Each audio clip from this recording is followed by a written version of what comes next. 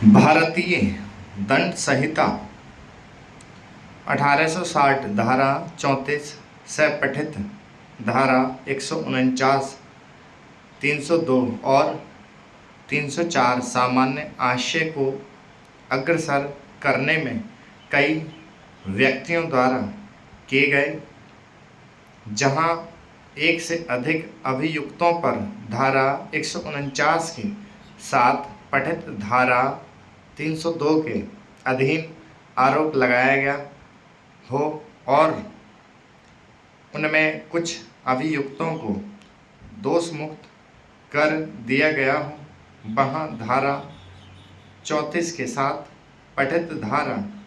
302 के अधीन आरोप के अभाव में भी शेष अभियुक्तों को धारा 34 के साथ पठित धारा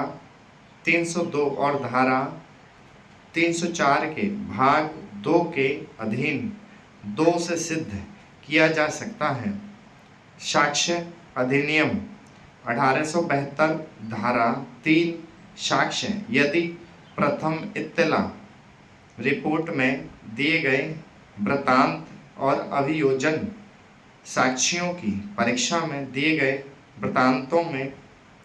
अंतर पाया जाता है और अभियुक्तों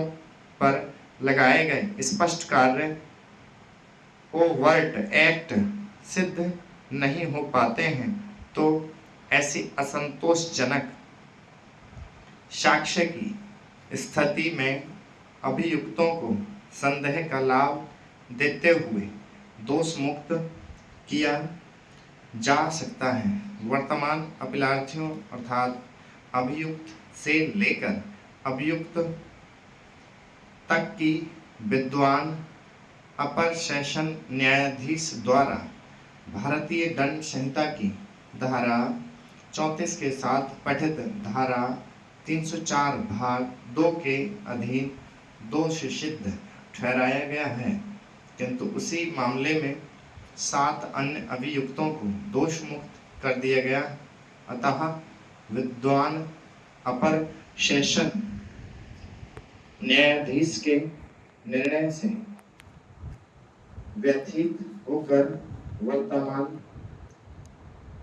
अपीलार्थी ने उच्च न्यायालय में प्रस्तुत दंडिक अपील फाइल की है। आरंभ में यह अपील उच्च न्यायालय के विद्वान एकल न्यायाधीश के समक्ष प्रस्तुत की गई थी। अपीलार्थियों के विद्वान काउंसिल ने यह प्रारंभिक मुद्दा उठाया था कि दोष सिद्ध अपने आप में अवैध है, क्योंकि भारतीय दंड संहिता की धारा 34 के साथ पठित धारा 302 के अधीन कोई आरोप नहीं लगाया है। अर्थात यदि 10 अभियुक्त व्यक्तियों पर धारा 149 के साथ पठित धारा 302 के अपील अधीन आरोप लगाया गया हो और उनमें से 7 अभियुक्तों को दोष मुक्त कर दिया गया हो, तो शेष अभियुक्तों को धारा 34 के साथ पठित धारा 304 भाग 2 के अधीन दोष सिद्ध नहीं किया जा सकता। विद्वान अभियोजक द्वारा अवलंब लिए गए इसी न्यायालय के खंड न्यायपीठ के निर्णय और अपीलार्थियों के विद्वान काउंसिल द्वारा अवलंब लिए गए उच्चतम न्यायालय के एक निर्णय में मतभेद पाए जाने के कारण विद्वान एकल न्यायाधीश ने इस मामले को खंड न्यायपीठ को निर्दिष्ट कर दिया। इस प्रकार अब यह मामला इस खंड न्यायपीठ के समक्ष प्रस्तुत किया गया है। अभी निर्धारित अपील मंजूर की गई, जहां केवल भारतीय दंड संहिता की धारा 149 के साथ पठित धारा 302 के अधीन कोई आरोप लगाया गया हो, वहाँ भारतीय दंड संहिता की धारा 34 के साथ पठित धारा